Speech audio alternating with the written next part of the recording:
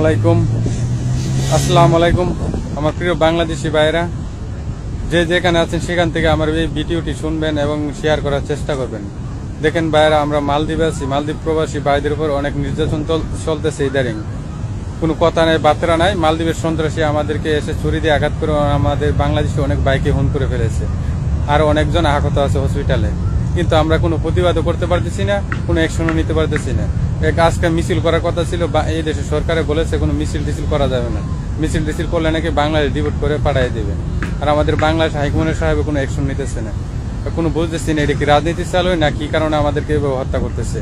কিন্তু রাজনীতি চাল হইলে দুই পার্টি আছে বাংলাদেশের মতো, দেশে যেরকম বিএনপি আওয়ামী লীগ, ঠিক এই দেশে এরকম দুইটা পার্টি আছে, কিন্তু এক পার্টি আরেক পার্টিকে দূর দিচ্ছে। কিন্তু আমার কথা হলো, বা আমরা প্রবাসী বাংলাদেশিদের কথা হলো, যদি রাজনীতি নিয়ে এরকম হয় তাহলে আমাদের বাংলাদেশিকে কেন খুন করবে?